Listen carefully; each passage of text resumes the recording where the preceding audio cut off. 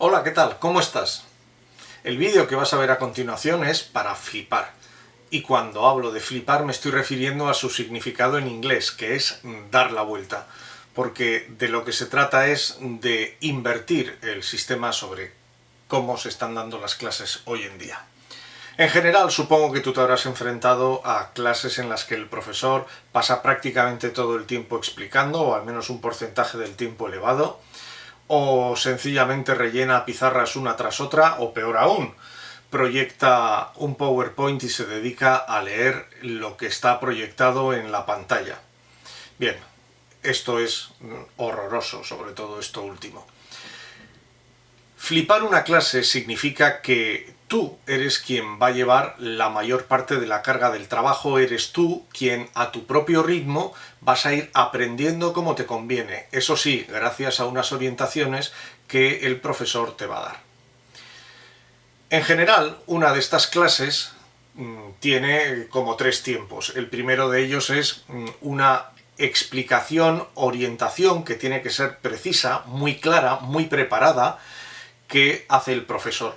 A menudo se suelen utilizar audios o se suelen utilizar vídeos, o sencillamente a veces el profesor agrupa a todos sus estudiantes y les da las orientaciones y les pide que de memoria ellos retengan el trabajo que tienen que hacer. Bien, en segundo lugar viene la sesión de trabajo tuyo, que está orientado pues con una ficha, con una serie de actividades en las cuales tú pues vas dejando en la memoria de una manera comprensiva aquello de lo cual pues te vas a tener que examinar, porque este sistema no es un sistema folclórico y carnavalesco, es un sistema en el cual los contenidos son de igual profundidad, solo que la mente que está mucho más activa es la tuya, y entonces entiendes las ventajas, ¿verdad?, que puede tener este sistema. Y el tercer punto, el tercer tiempo, suele ser un tiempo de autoevaluación, en donde mediante también generalmente pruebas digitales, test online, cuestionarios online, tú ves qué lagunas te han quedado para poder ir rellenándolas.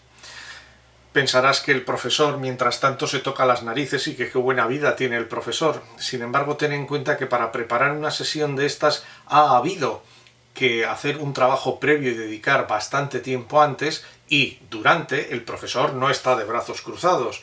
El profesor lo que está es supervisando el trabajo de todos vosotros, dándoos orientaciones e intentando resolver dudas que vosotros no habéis sido capaz de resolverlas por vosotros mismos. La clase invertida, dada la vuelta, una de las cosas que pretende es que adquieras autonomía, el do it yourself, ¿sí? Muy bien, entonces, ¿te animas? Aparecerán URLs que te permitirán descargar los apuntes, que claro, pues los alumnos de mi clase los tienen, el guión de trabajo, que mis alumnos lo tendrán, pero tú te lo puedes descargar si quieres desde estas direcciones que irán apareciendo en el vídeo. Venga, pues ahora viene. Estas son las láminas que te van a guiar sobre a qué es lo que tienes que prestar atención en tu trabajo de esta clase sobre polisacáridos. En primer lugar, vas a ver el mapa del sitio. Los polisacáridos que tienes que saber van a ser el glucógeno, el almidón, la quitina y la celulosa. Tienes que prestar especial atención a esos polisacáridos, tienes que saber qué diferencias estructurales tienen, y para eso vas a atender al tipo de enlace y a la ramificación que presentan, y por supuesto en dónde se localizan, si en animales o en vegetales. Todos estos, que son los más importantes para un curso de segundo de bachillerato, son homopolisacáridos, lo que significa que están formados por el mismo monosacárido. A diferencia están los heteropolisacáridos, que están compuestos por más de un monosacárido distinto. ¿De acuerdo? Además, tendrás que saber para estos 4 fundamentalmente, aunque también hablaremos de los heteropolisacáridos, tendrás que saber, digo, dónde se localizan en los distintos seres vivos en los que se encuentran. ¿De acuerdo? Bien, algo similar tienes ya en esta imagen, lo tienes más desarrollado. Fíjate cómo los polisacáridos se clasifican según su función, como lo has visto, y según los enlaces que presentan, según sean beta-glucosídicos o alfa-glucosídicos, ¿sí? Y aquí de nuevo tienes la clasificación en homopolisacáridos y heteropolisacáridos, eso que te quede muy claro. Si quieres ver esta clasificación en formato tabla, aquí la tienes, ¿sí? Para el vídeo, si quieres, para comprender esta clasificación, y es algo que tienes que tener en tu cabeza, ¿vale? Entonces yo ahora voy a darte las ideas fundamentales que tú vas a tener que retener en tu trabajo posterior sobre estos polisacáridos. Y empezamos con la celulosa. La celulosa es el polisacárido estructural de los vegetales y va a estar muy empaquetada. Y vamos a ir siguiendo un modelo de muñecas rusas, de más pequeño a más grande, porque la unidad menor estará contenida en la superior. Como puedes ver, está formado por cadenas de glucosa unidas por enlace beta 1,4. Todos los polisacáridos estructurales van a tener enlace beta. Las glucosas, como puedes ver en el siguiente nivel, están giradas 180 grados y hay varias cadenas de estas glucosas unidas por enlace beta 1,4 estabilizadas entre sí por puentes de hidrógeno. Luego ya vemos que empieza a haber un gran empaquetamiento y una fuerza de atracción entre ellas. La unidad más pequeña de celulosa es la micela, que está formada por 60 de estas cadenas iniciales de glucosas. Una micela unida a otras, pues más o menos 30, da lugar a la microfibrilla. Las microfibrillas se agrupan en fibrillas, aproximadamente unas 200, 250, y luego las fibrillas se agrupan pues entre casi 1500 fibrillas en la famosa fibra de celulosa, ¿sí? Así que fíjate tú este gran empaquetamiento de cadenas de glucosa que, claro, da lugar a este polisacárido cuya función es estructural porque forma parte de una estructura muy importante en los vegetales, que es su pared celular. ¿De acuerdo? Otros aspectos que tienes que saber de la celulosa es que no es un nutriente para el ser humano porque nosotros no podemos digerir, no podemos romper esas glucosas en sus unidades. Esa celulosa en sus unidades, que son las glucosas. Sin embargo, sí que hay animales, como algunos rumiantes, aquí tienes su estómago, que poseen bacterias en su interior que tienen celulasas. Esas celulasas sí rompen el enlace, entonces glucosídico beta, y entonces, pues bueno, las vacas, los camellos, pues pueden comer paja y se pueden alimentar de celulosa. También hay algunos insectos, como estas termitas que ves aquí abajo, que tienen protozoos que viven en su intestino que también tienen celulasas. Luego, para digerir algo hay que tener enzimas que las digieran, ¿vale? Vamos con el otro polisacárido estructural, que es la quitina, y este se diferencia del resto de los homopolisacáridos en que su monómero no es la glucosa, es la N-acetilglucosamina. Aquí tienes en este óvalo verde el grupo N-acetil, que es un grupo acetilo de 2 carbonos unido a un grupo amino. Por supuesto, el enlace es beta.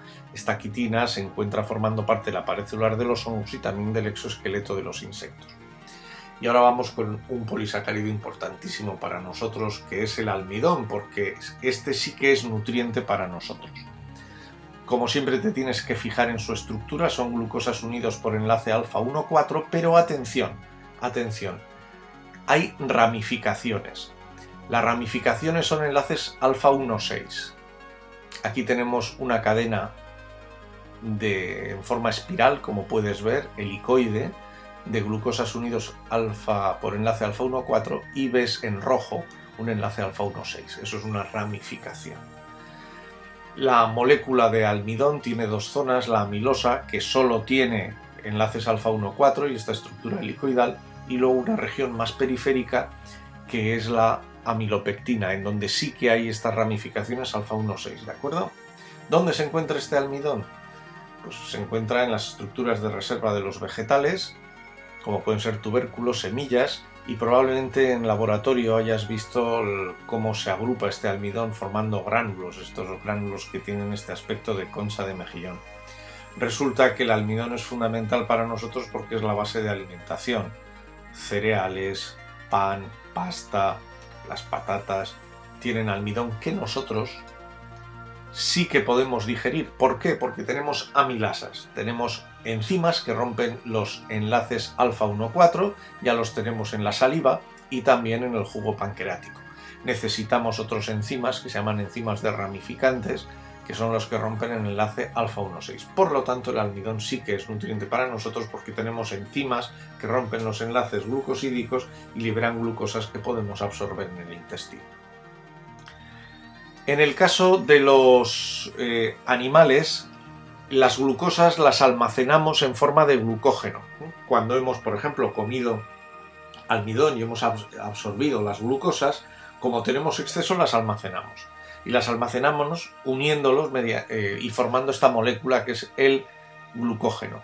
El glucógeno es igual que la amilopectina, igual, solo que las ramificaciones 1,6 se dan cada 8 o 12 restos de glucosa en vez de cada 30, que es lo que sucedía en la amilopectina. En conclusión, es más ramificado. Y esto es una gran ventaja metabólica. ¿Por qué? Porque cuando lleguemos a una situación de ayuno y necesitemos glucosas, al haber muchos extremos, los enzimas que van a digerir el glucógeno para liberar las glucosas van a tener muchos más extremos y entonces se van a liberar glucosas de una manera mucho más rápida que si fuese almidón.